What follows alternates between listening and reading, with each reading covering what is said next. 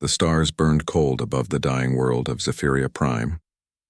Ambassador Kethva stood at the observation deck of the orbital command station, watching as evacuation ships fled the planet's surface like frightened insects. His crystalline hands trembled as he gripped the railing, his pale blue skin reflecting the emergency lights that bathed the command center in urgent red. Below them, the once beautiful cities of his people lay in ruins. The Vorthan horde had struck without warning, their black warships descending from the void like locusts. In 3 days they had shattered the planetary defense grid and begun the systematic destruction of everything the Zephyrians had built over 1,000 years of peaceful civilization. Ambassador, the evacuation fleet is ready to depart, reported Captain Vexna, his voice tight with barely controlled fear. But the Vorthans are moving to intercept. We estimate 90% casualties if we launch now. Kethva closed his large, dark eyes. His people were pacifists by nature, evolved on a gentle world where cooperation meant survival. They had no weapons of war, no soldiers trained for battle. When they had first encountered other species among the stars, they had shared their knowledge freely and formed peaceful alliances. Never had they imagined that such evil could exist in the universe. Sir, we are receiving another surrender demand from War Master Gextor, the communications officer announced. He says if we do not submit within 1 standard hour, they will begin orbital bombardment of the refugee camps. The ambassador felt his heart sink. The Vorthans were a cruel species, evolved from predators who had conquered dozens of worlds. They took slaves, stripped planets of resources, and left nothing but death in their wake. Surrender meant a fate worse than death for his people. He moved to his private communications console and activated the most secure channel available. His fingers hesitated over the controls as he considered what he was about to do. The message he was preparing to send would go to the one species that every civilization in the galaxy both feared and respected in equal measure: the humans. They called Earth a death world, a planet so hostile that it had forged its inhabitants into creatures of unimaginable resilience and fury. Other species whispered stories of human warriors who fought with such intensity that even the most hardened alien soldiers would retreat in terror. The galactic community had learned to tread carefully around humanity, for while they could be generous allies, they were absolutely devastating enemies. Kethva began recording his message, knowing it might be the last hope for his people. This is Ambassador Kethva of the Zephyrian Confederation, sending an urgent distress call to the Terran Federation. Our worlds are under attack by the Vorthan horde. 12 of our colonies have already fallen. Millions of our people are dead or enslaved. We have no military capable of stopping them. He paused, his voice breaking slightly. We know your reputation, humans of Earth. We know you are warriors born of a world that tried to kill you every day. We are a peaceful people with nothing to offer in return, but we beg you for help. The Vorthans show no mercy. They will not stop with us. Please, if there is any compassion in your warrior hearts, help us. The message was sent across the void at faster-than-light speeds, racing toward human space. Kethva could only hope it would reach them in time. Captain Jake Morrison was conducting routine patrol along the outer rim aboard the UES Vengeance when the distress signal arrived. He was reviewing supply reports in his ready room when Lieutenant Amy Foster knocked on his door. Captain, we are receiving a priority distress call from Zephyrian space, she reported, her expression grave. It's marked for immediate transmission to Terra Command. Jake followed her to the bridge where the main screen displayed the crystalline features of the Zephyrian ambassador. The desperation in the alien's large eyes was unmistakable. As the message played, Jake felt his jaw tighten. He had served in the Terran fleet for 15 years and had seen his share of conflicts, but something about the ambassador's plea struck him deeply. Send this to Admiral Carter immediately, he ordered, and prepare a probe for reconnaissance. I want to know exactly what we are dealing with. At Terra Command on Earth, Admiral Lisa Carter reviewed the Zephyrian distress call in her office high above the sprawling military complex. Through her windows, she could see the training grounds where new recruits learned to fight in conditions that would kill most alien species. Earth's gravity, atmosphere, and hostile environment had shaped humanity into something unique in the galaxy. She had fought the Vorthans before, during the border conflicts 20 years ago. They were savage, ruthless, and completely without honor. The thought of them descending on a peaceful civilization like the Zephyrians made her blood run cold. Her aide, Commander Alex Rivera, entered with additional intelligence reports. Admiral, our long-range sensors confirm massive Vorthan fleet movements in Zephyrian space. Initial estimates suggest they have committed over 300 warships to this campaign. Lisa studied the tactical displays showing the scope of the Vorthan assault. They're not just raiding this time, Alex. This is full-scale conquest. Yes, ma'am. The Zephyrians never stood a chance. Their defensive capabilities are minimal at best. The Admiral stood and walked to her window, looking out at the Earth that had forged humanity into the galaxy's most feared warriors. Every human had been shaped by this world's challenges, from crushing gravity to deadly storms, to predators that had driven their evolution for millions of years. The Vorthans made one critical mistake. "Commander," she said quietly. "What's that, Admiral?" They attacked innocents and expected no one to answer the call for help. She turned back to her desk and activated her communication system. "Get me Admiral Parker at Fleet Command. Tell him to begin assembling Battle Group 7. We're going to show the Vorthans what happens when you threaten peaceful people within our sphere of protection." Commander Rivera nodded and hurried from the room. As he left, Admiral Carter continued to stare out at her home world. Earth had created humanity through countless millennia of struggle and survival. Now those hard-earned lessons would be brought to bear against an enemy that had never faced the children of a death world in their full fury. The Zephyrians had called for help. Humanity would answer with everything they had. The massive Luna station orbited Earth's moon like a steel city in space. Hundreds of ships moved through its docking bays as the largest human military deployment in decades came together. Admiral Ben Parker stood on the command deck, watching through the observation windows as warship after warship arrived from across human space. Each vessel represented the pinnacle of human engineering, designed not for exploration or trade but for one purpose: to wage war with devastating efficiency. The ships bore names that spoke of humanity's warrior spirit: Devastator, Retribution, Hellstorm, Vengeance, and dozens more. Their hulls were painted in the deep gray of the Terran fleet, but their weapon systems glowed with the cold blue light of charged plasma cannons. Admiral Parker had fought in 3 major conflicts during his 30-year career. He was known throughout the galaxy as a brilliant tactician who showed no mercy to enemies that threatened innocent lives. His weathered face carried scars from boarding actions, and his steel-gray eyes held the hardness of a man who had seen too much war. But today, those eyes burned with purpose. Captain Nina Walsh approached him, her boots clicking on the metal deck. She commanded the UES Devastator, one of the most powerful warships in the human fleet. Her ship carried enough firepower to level a city, and her crew was trained to use it without hesitation. "Admiral, the Devastator is ready for combat deployment," she reported. "My crew has completed all pre-battle preparations." Parker nodded, studying the tactical displays that showed the growing fleet.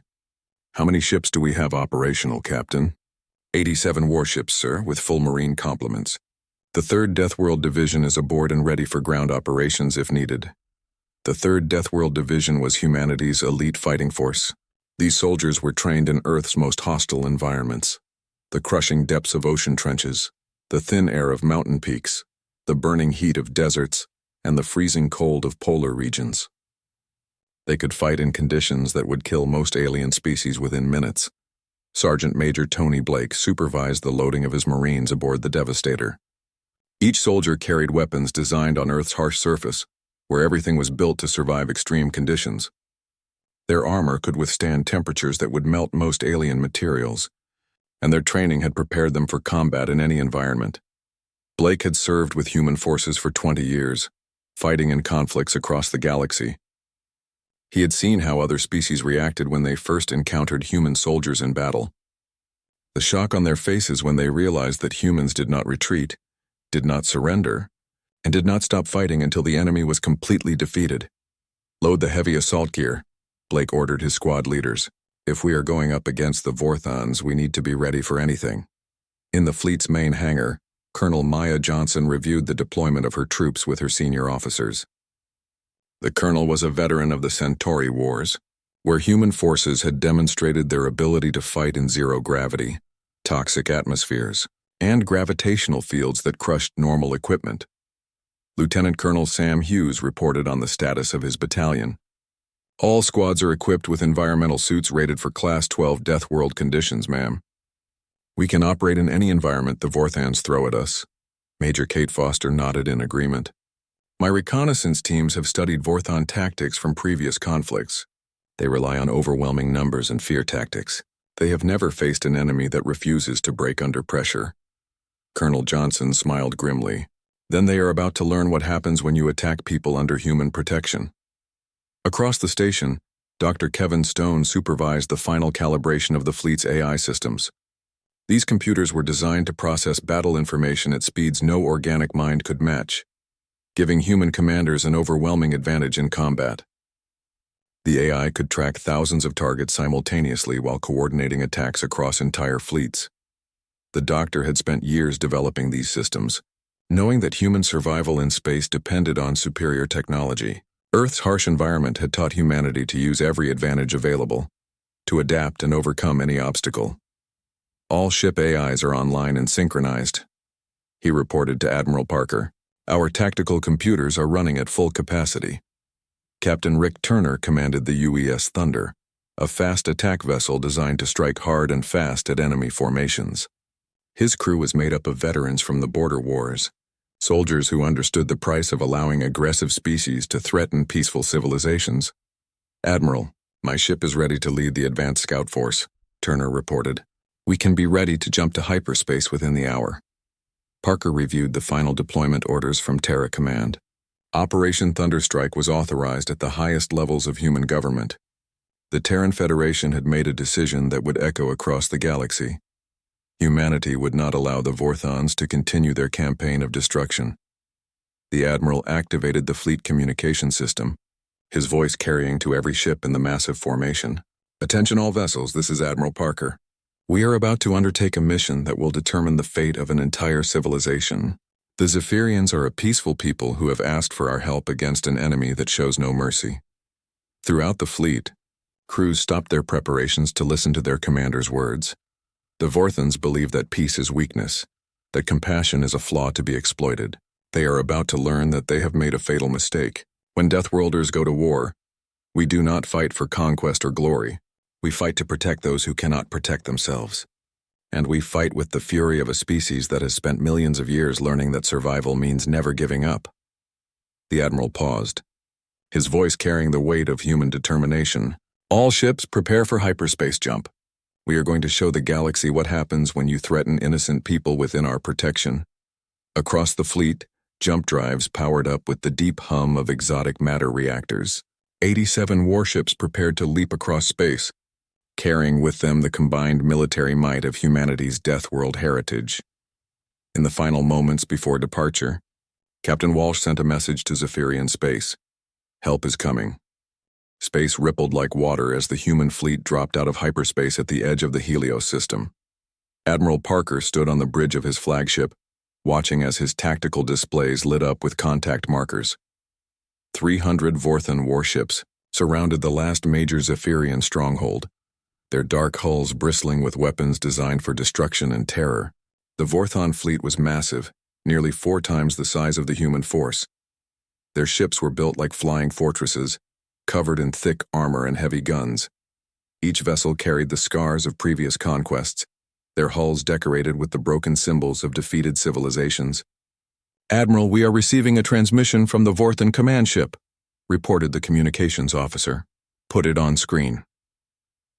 The main display flickered and showed the hideous face of War Master Gextor.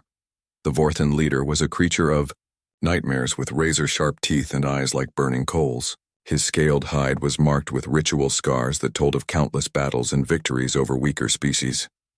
Unknown vessels, you have entered Vorthon territory, the War Master growled, his voice filled with contempt.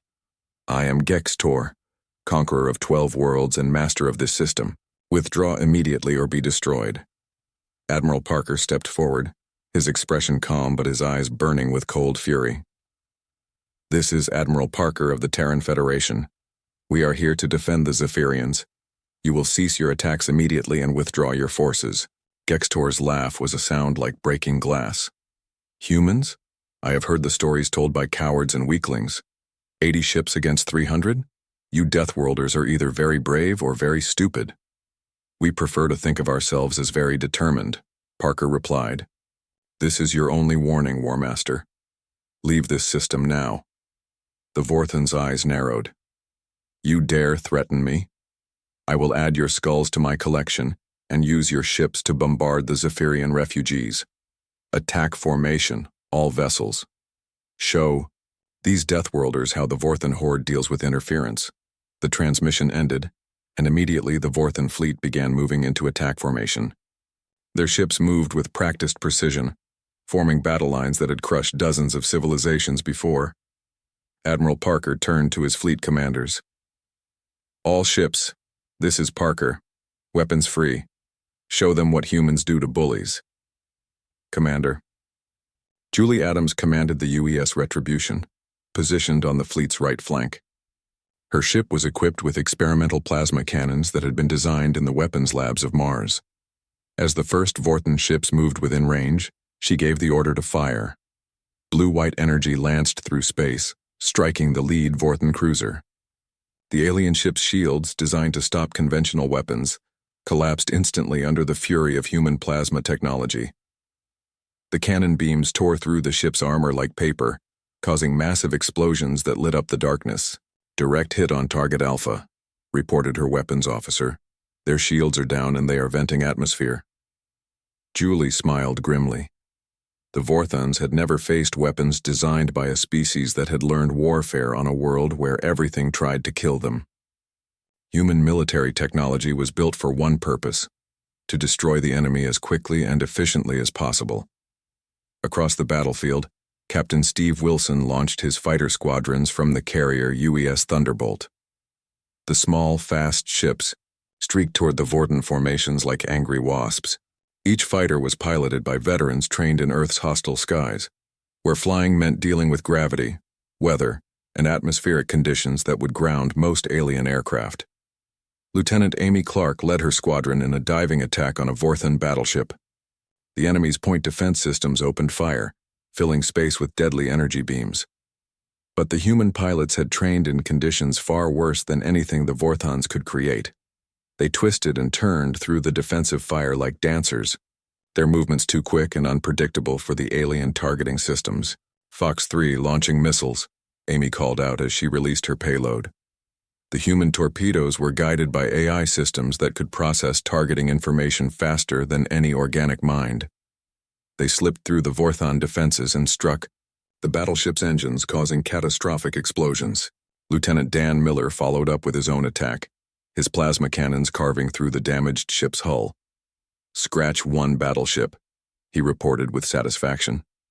The Vorthan War Master watched in growing alarm as his supposedly overwhelming advantage began to crumble. The human ships fought with a coordination and ferocity he had never encountered. Their weapons cut through his vessels like blades through flesh, and their tactics showed a level of aggression that defied all logic. How can so few ships cause such damage? He demanded of his tactical officer. Unknown, War Master. Their weapons technology appears far superior to our intelligence reports. And their pilots. They fight without fear. Gextor snarled in frustration. Every species he had conquered before had shown proper fear when faced with Vorthan might. They fought defensively, tried to minimize casualties, sought to negotiate when the battle turned against them. These humans did none of those things. They attacked with the fury of predators protecting their territory. Admiral Parker coordinated the human assault from his command bridge, watching as his smaller fleet systematically dismantled the Vorthan formations. The enemy had numbers, but humanity had something more valuable: the experience of surviving on a world that had tried to kill them every single day for millions of years. Admiral, the Vorthans are attempting to retreat to Helios Station, reported his tactical officer. Negative. Captain Thompson, take your squadron and cut off their escape route. Colonel Johnson, prepare your Marines for boarding operations. Captain Laura Thompson commanded a group of fast attack ships that moved to block the Vorthan retreat. Her vessels were smaller than the alien warships, but they were faster and more maneuverable. As the retreating Vorthans tried to escape, they found their path blocked by human ships that refused to give ground. The battle for Helios Station was about to begin. and the Vorthons were learning their first lesson about fighting the children of a death world. Humans did not know how to quit. The news of the human victory at Helios spread across Vorthon space like wildfire. In throne rooms and war councils throughout their empire, Vorthon commanders watched battle recordings in stunned disbelief. The impossible had happened. Their mighty fleet had been defeated by a force less than one-third its size. War Master Gextor stood before the Supreme War Council on the fortress world of Vorthon Prime. His scarred face twisted with rage and humiliation. The council chamber was filled with the Empire's most powerful leaders, warlords who had conquered dozens of species and enslaved entire star systems. The humans must be destroyed, Gextor declared, his clawed fist slamming against the stone table. They have interfered with our rightful conquest and made us look weak before our enemies. Supreme Commander Vex Kalar, the most feared warrior in Vorthon space, leaned forward in his throne. His ancient eyes burned with the fury of 1,000 battles. How many ships do you need, War Master? Every vessel in the Empire. The entire armada. We will show these Deathworlders what happens when they challenge the Vorthon horde. The decision was made within hours. 3,000 Vorthon warships began converging on Zephyrian space, the largest military force the galaxy had ever seen assembled by a single species. Every ship carried the elite warriors of the Vorthon military, soldiers trained from birth to show no mercy and take no prisoners. But the humans were already prepared for escalation. Admiral Parker received the intelligence reports in his command center aboard the flagship. Long-range sensors showed the massive Vorthon fleet movement, a tide of destruction heading toward their position. Any other species would have retreated in the face of such overwhelming odds. The humans did something different. They called for more ships. Within days, reinforcements began arriving from across human space. Admiral Parker watched as his tactical display filled with new contact markers. Battle groups from the core worlds, frontier patrol fleets, even reserve units that had not seen combat in decades. The children of Earth's death world were coming together to face their greatest challenge. Captain Glenn Roberts commanded the UES Hellstorm, a specialized bombardment vessel that carried weapon systems banned by most civilized species. His ship had been designed with one purpose: to deliver overwhelming destruction to enemy targets. As the Hellstorm took position in the human battle line, Roberts reviewed his orders with grim satisfaction. "All weapon systems online, Captain," reported his tactical officer. "Kinetic bombardment systems are ready for deployment." Roberts nodded, studying the approaching Vorthon fleet. The enemy thought they could intimidate humanity with numbers. They were about to learn that humans had spent millions of years learning to overcome impossible odds through superior technology and absolute determination. Admiral Parker opened communication channels to the entire human fleet. "All vessels, this is Parker. The Vorthons have committed their entire military to destroying us. They believe that overwhelming numbers will break our resolve." Throughout the fleet, human crews listened to their commander's words.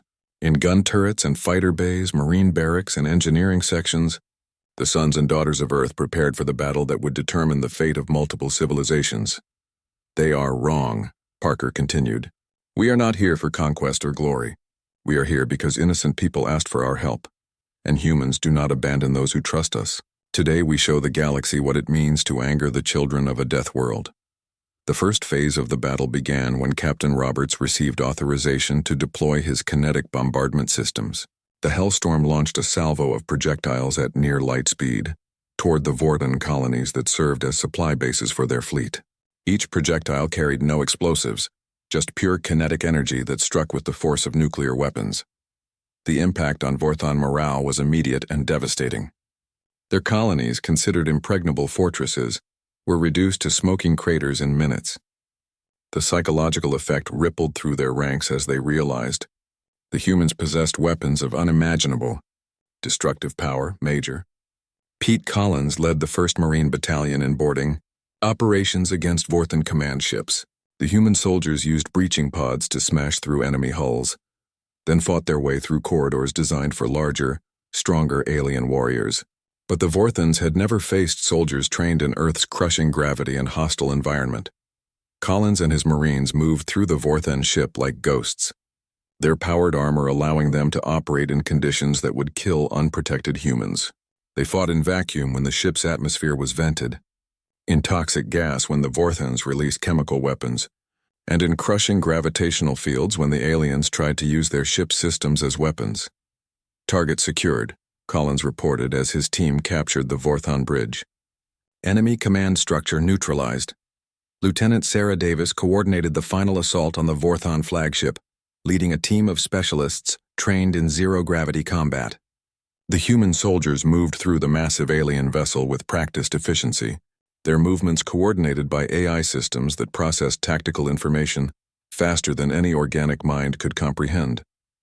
The Vorthon defenders fought with desperate ferocity, but they were facing an enemy unlike any they had ever encountered. The humans did not retreat when wounded, did not surrender when outnumbered, and did not show mercy when their enemies begged for it. They fought with the relentless determination of a species that had learned survival meant never giving up.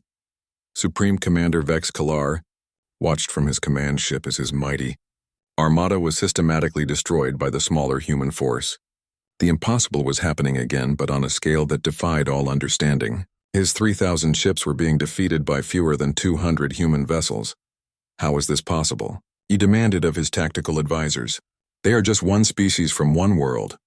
A death world, Supreme Commander, replied his intelligence officer, his voice shaking with fear. We underestimated what that means. They do not fight like civilized species. They fight like the planet that created them, without mercy, without limits, and without the ability to surrender. The Vorthon commander stared at the tactical displays showing his empire's doom. For the first time in his long career of conquest, he felt something he had never experienced before.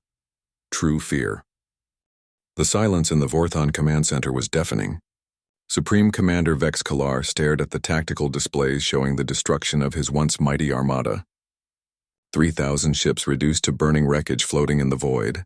The greatest military force in Vorthon history had been crushed by a human fleet that never grew larger than 300 vessels. Around him, his surviving officers waited in terrified silence. The reports coming in from across the battlefield painted a picture of complete and total defeat. Human Marines had captured every major Vorthon command ship. Human bombardment vessels had reduced their military bases to smoking ruins. Human fighters had swept their squadrons from space with casual efficiency. Supreme Commander, whispered his communications officer, the humans are requesting our surrender. Vex Kalar closed his burning eyes. In his long career of conquest, he had never imagined this moment would come. The Vorthon Empire had seemed invincible, unstoppable, destined to rule the galaxy through superior strength and ruthless determination. Now they faced a species that made them look weak and cowardly by comparison. Open the channel, he commanded, his voice barely above a whisper. Admiral Parker appeared on the main screen, his weathered face showing no emotion. Behind him stood his senior officers, humans whose eyes held the cold hardness of warriors who had just fought the largest space battle in galactic history and emerged victorious. Supreme Commander Vex Kalar, Parker said, his voice carrying the weight of absolute authority. Your military forces have been defeated. Your empire's ability to wage war has been destroyed. I am offering you one opportunity to surrender unconditionally. The Vorthon leader felt the eyes of his surviving officers upon him. Everything their species had built, all their conquests and victories, had been reduced to nothing by these Deathworlders from a single planet. What are your terms? Vex Kalar asked, though he already knew he had no choice but to accept whatever the humans demanded. Complete disarmament of all Vorthon military forces, release of all slaves and prisoners taken during your campaigns of conquest, reparations to every species you have harmed, and permanent monitoring stations throughout your territory to ensure you never again threaten peaceful civilizations. The terms were harsh, but not unexpected. Parker continued, his voice never changing from its cold professional tone. You have 72 hours to begin compliance. Any delay or resistance will result in the complete destruction of your remaining military assets. The transmission ended, leaving Vex Kalar alone with the magnitude of his defeat. The Vorthon Empire, which had dominated this region of space for centuries, had been brought to its knees in a matter of months by a species they had dismissed as insignificant. On Zephyria Prime, Ambassador Kethva stood once again at the observation deck, but this time he watched as reconstruction ships began arriving in orbit. The human fleet had withdrawn to a respectful distance, but their presence remained a comforting reminder that the nightmare was finally over. Captain Jake Morrison brought the UES Vengeance into orbit around the liberated world, watching as Zephyrian refugees began returning to their homes. The sight of the crystalline cities being rebuilt filled him with satisfaction, but also with soberness at the cost of victory. "Captain," reported Lieutenant Amy Foster, "we are receiving a priority transmission from the Zephyrian Council." Ambassador Kethva appeared on the screen, his pale features showing both gratitude and concern. "Captain Morrison, on behalf of my people, I offer our eternal thanks for what humanity has done for us. You have saved our entire civilization from extinction." Morrison nodded, accepting the thanks with the quiet dignity that characterized most human officers. "We're glad we could help, Ambassador. No peaceful species should face extinction at the hands of bullies." The ambassador paused, his large eyes reflecting uncertainty. "Captain, I must ask, the level of destruction your forces brought to bear against the Vorthons, it was unlike anything we have ever witnessed. Are all human military operations conducted with such intensity?" The question hung in the air, touching on something that many species throughout the galaxy wondered about but rarely dared to ask directly. Morrison considered his response carefully. "Ambassador, humans have a simple philosophy when it comes to warfare. We don't start fights, but we finish them. When we make a commitment to protect innocent people, we honor that commitment completely, no matter the cost." The ambassador nodded slowly, beginning to understand the terrible responsibility that came with calling upon Earth's children for help. "I see. And the Vorthons? What will become of them?" "They will rebuild their society under human oversight. They will learn to be productive members of the galactic community, instead of parasites feeding on the weak. It will take generations, but it can be done." Admiral Carter received Parker's final report while standing in her office at Terra Command. Through her windows, she could see the lights of Earth stretching to the horizon, the homeworld that had forged humanity into the galaxy's most feared and respected warriors. The report contained statistics that would be studied by military historians for decades to come. Operation Thunderstrike had lasted 4 months and resulted in the complete dismantling of the largest military empire in this region of space. Human casualties had been remarkably light, while enemy losses approached 90% of their total military capacity. But Carter knew that the real victory was not measured in ships destroyed or battles won. The real victory was in the countless lives saved, the civilizations preserved, and the message sent to every potential aggressor in the galaxy. Commander Alex Rivera entered with new intelligence reports. "Admiral, we are receiving distress calls from the Altarian system. Another aggressive species called the Karthak swarm has begun attacking civilian targets." Carter studied the reports, noting the familiar pattern of a strong species preying upon the weak. She moved to her window and looked out at the world that had created humanity through millions of years of struggle and survival. "Alex, contact Admiral Parker. Tell him to keep the fleet together. It seems the galaxy has not yet learned the lesson we just taught." Rivera nodded and hurried from the room. As he left, Carter continued to stare out at her homeworld. Earth had created humanity to survive in conditions that would kill most species, forging them into something unique in the galaxy. A people who would fight with absolute determination to protect those who could not protect themselves. The Zephyrians had called for help, and humanity had answered with a fleet of fury. Now others were calling, and once again, the children of the Deathworld would answer. Peace in the galaxy was not free, but as long as humans drew breath, innocent people would never face extinction alone.